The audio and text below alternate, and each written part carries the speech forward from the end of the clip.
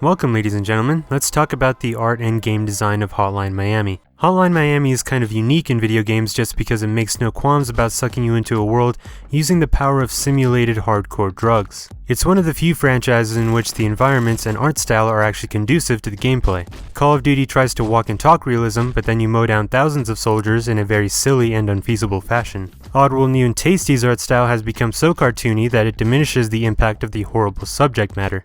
Hotline Miami, if nothing else, stays consistent. The sway of the camera and the unnatural value of the colors reflect drug use, and the art style is non-realistic and impractical in the same line as the gameplay. The top-down perspective gives the player a commanding view of the game, having the same effect as a real-time strategy game in making the player feel powerful and controlling. However, the game plays with the empowering view using limited camera movement, especially on levels in which a long hallway might extend far past your field of vision. This makes the player feel vulnerable or even frustrated, and the dichotomy between the power and vulnerability gives the player more varied senses of emotion. Also, overcoming the limitations and frustrations of the camera adds to the core of Hotline Miami's gameplay, which is to gain satisfaction from overcoming difficult odds. The framing keeps some distance between you and the action, which is meant to give you a more commanding view of the game. This also has the effect of creating emotional distance between you and the gameplay. You never have a close or intimate view of any of the characters. The camera is always kept at an overhanging medium shot. I think the developers realized this and gave the speaking characters portraits that give you an intimate view of their face whenever they are speaking. This is because the player is more likely to pay attention if they have a more intimate view of the speaking character. By the way, this is another technique lifted from real-time strategy games. However, whereas the portraits in strategy games are meant to give you a deeper connection to a unit during the gameplay, Hotline Miami chooses to keep you at a distance during the game, only utilizing portraits during dialogue. Looking at someone's face as they beg for their life is designed to make what you're doing feel cruel, even if the game is just pixel art. This technique is particularly effective in the case of the tutorial guide, who teaches you how to play the game. The game makes you question your actions by making you kill him as though he were a stranger. Character design works to make you feel empathy for particular characters, such as Jacket or the Knife Guy, who have very unique visual designs.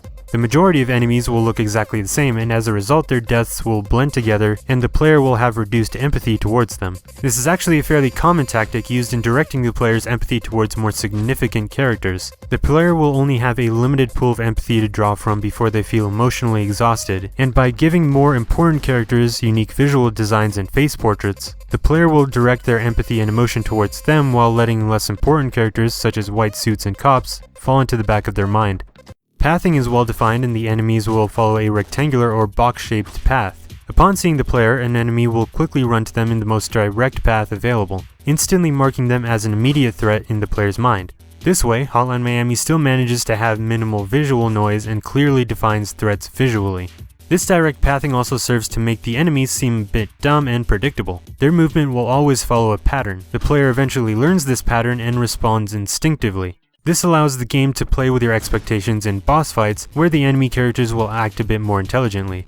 The 8-bit graphics of the game works to create a bit of fringe horror for the player. Some bits of violence may not look too bad in this graphical style, but when the player eventually thinks about the more gross depictions of violence, the realization may be a bit jarring or vomit-inducing. Writing the script for this video, I got the feeling that this video might be a bit underwhelming. The visual style of Hotline Miami does its job, and it does its job well, but there isn't a massive amount of depth to it. I didn't think there were a whole lot of valuable or interesting critiques I could make of it, which is why this video is a bit short. But the more I tried to analyze the art style of Hotline Miami, the more I began to appreciate it. It doesn't try to do anything fancy, it just does its job, no more and no less. Thank you very much for watching, and I hope I'll see you next time.